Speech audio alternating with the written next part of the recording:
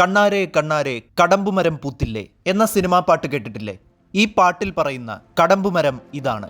നിയോലാമാർക്കിയ കടമ്പ എന്നാണ് ഈ മരത്തിന്റെ ശാസ്ത്രനാമം. കാപ്പിയുടെയും ചെത്തിയുടെയും കുടുംബമായ റൂബിയേസിയയിൽ ഉൾപ്പെടുന്ന ഒരു മരമാണ് ഇത്. ഇംഗ്ലീഷിൽ ഇതിനെ ബർഫ്ലവർ ട്രീ എന്ന് വിളിക്കുന്നു. ഇന്ത്യയിലും ബംഗ്ലാദേശിലും നേപ്പാളിലും മ്യാൻമറിലും ശ്രീലങ്കയിലും ഫിലിപ്പീൻസിലും ഇന്തോനേഷ്യയിലും പപ്പുവ ന്യൂഗിനിയയിലും വരെ ഈ മരം വളരുന്നുണ്ട്. മഞ്ഞ നിറമുള്ള ഗോളരൂപമുള്ള പൂങ്കുലകളാണ് ഈ മരത്തിന് ഉള്ളത്.